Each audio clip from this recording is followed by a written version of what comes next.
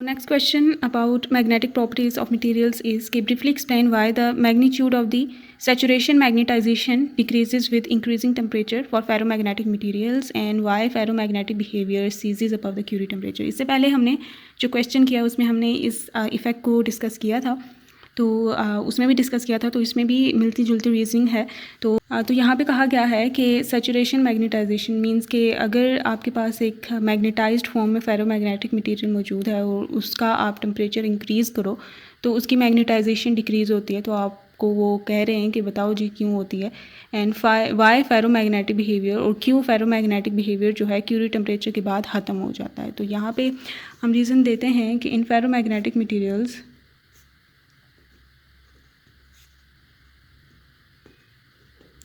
there is strong coupling between the adjacent atoms that is responsible for the formation of domains in them, या फिर that is responsible for the formation of domains in them or for the magnetization of ferromagnetic materials।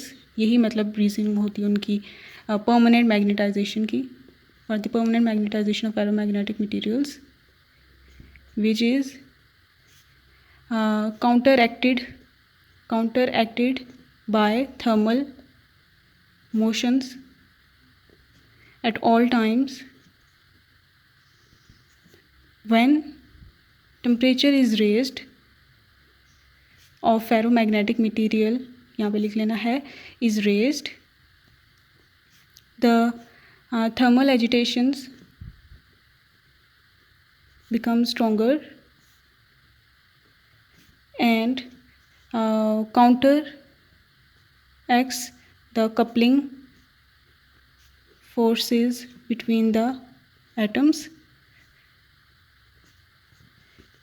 and tends to randomize the magnetic moments such that at Curie above Curie temperature thermal vibrations या thermal motions of atoms are violent enough to completely destroy the coupling forces